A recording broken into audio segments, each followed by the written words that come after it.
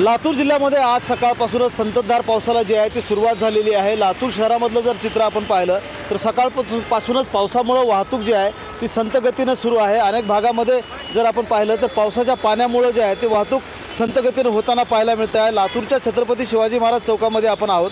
आपण जर पाहिलं तर पावसामुळे वाहतूक पूर्णपणे संत गतीने सुरू असल्याचं चित्र आपल्याला पाहायला मिळतं आहे।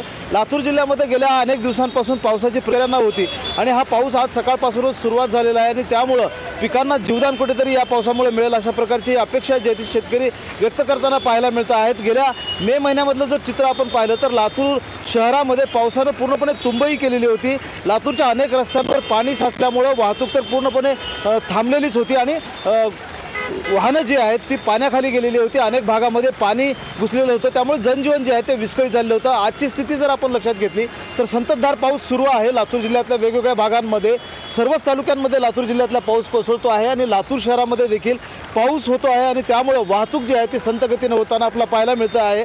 एकूणच समाधानाचं जे वातावरण आहे लातूर जिल्ह्यामध्ये आपल्याला या पावसामुळे पाहायला मिळतो आहे। गेल्या 8 दिवसांमध्ये प्रचंड उकाडा जो आहे तो वातावरणामध्ये जाणवत होता आणि आज वातावरणामध्ये गारठा पसरलेला आपल्याला पाहायला मिळतो आहे।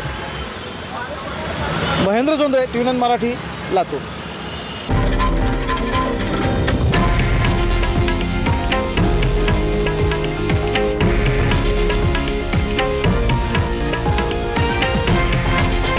हे आहे देशातील नंबर 1 न्यूज नेटवर्क आणि आपण पाहत आहात TV9 मराठी, एकमेव।